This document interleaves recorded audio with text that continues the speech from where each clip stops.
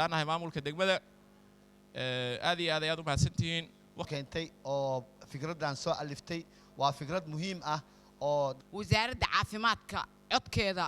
shakhsi ku hadlaayo maxamed saciid gabadhan mar alla markii ama dhib ku dhaco ama xataa ninkeeda inuu soo garaaco tumo furo waxa way farta lagu fiiqayaa waxa kale oo aad muhiim ah mudan yaani marwooyin adeegan isgaarsiinta waa fursad aan siinayna dhammaan dadweynaha waxa waa talaabada horeysan qaadan waxay marka hore waxa jir wax la yiraahdo dhaqdhaqaaqa caafimaadka iyo biliska sidoo loo maraayo ka bacdin aan maxaad raada u gudbinayn maxkamad laakiin hadda maanta waxay noogu fiican tahay qofka dhibanaha ahay oo cod la'aanta ahay maanta codkiisa banaanka imaanaysa saas daraadeed marka waxay noqonaysaa in ay ka fiican tahay facility badan aan haysano waxa u badan oo maanta rabna inaan guun ka gaarno waxay ahayd gabadha aamusnaanta inay ka baxdo mid kala cararta oo dalkii aan warba ka hayn oo uma qalmaan shaqooyinka noocaas waxyaabahaas oo dhan ay yiraahdaan annaga marka gabadha dhibka ku dhaco ilaa maxaad radaa biliska aan u geyneen waa la soconnaa maxaa jir biliska waxayna siinayaan warqadii takhtarka caddeyn laga raba caddeyntaas referalka ah aan u soo qaadaynaa gabadha waa ku soo noqonaynaa waxay raadinayaan qofka dhibka u geystay haddana maxkamaday noo gudbinayaan waa kaasaa noocan waaye kambaniga nashilin aan heshiiska la galnay wireless oo kale loo isticmaalo waa la charge gareynaa waxa loogu talagalna waxay tahay in portable oo yahay oo la qaadanayo qofkan marka u horeysan ba ku bilawnaa counseling marka counseling waa shaqada koobaad oo qofka qabanay qofka caadi ma ahan marka dhibka ku dhaco taas waa siinaa laakiin kama harno ilaa aan gabadhaas shaqo uga abuurno ilaa aan mashruucyo kale u raadino oo farsamo aan barno maxaa jir qofkan waa takoora ku dhacay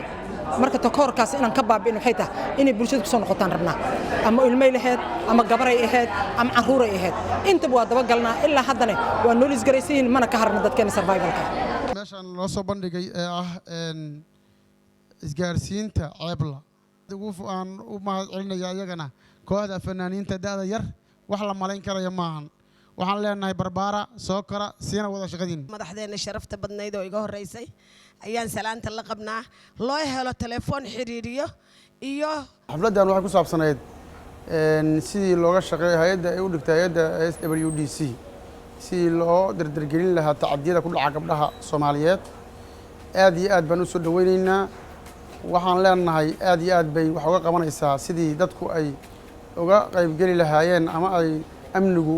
u qaba lahaa dadka tacadiyada ku sameynaya gabdhaha Soomaaliyeed ee taagta daran ama qaxootiyaasha ama iskoolaadka dhiganaya ama la faraxumaynayo waa la abuse gareeyaa hadii goor waxyaabahan dhacayana waa dadka ugu nugul aan leeyahay karaa bulshada marka laga hadlayo dadka ugu nugul maadaama ay yihiin sidoo kale ay yihiin dadka ugu waxqabadka badan umadu ma shaqayn lahayn haddii aysan jiri lahayn boolisku hadduusan jiri lahayn ururka haweenka Soomaaliyeed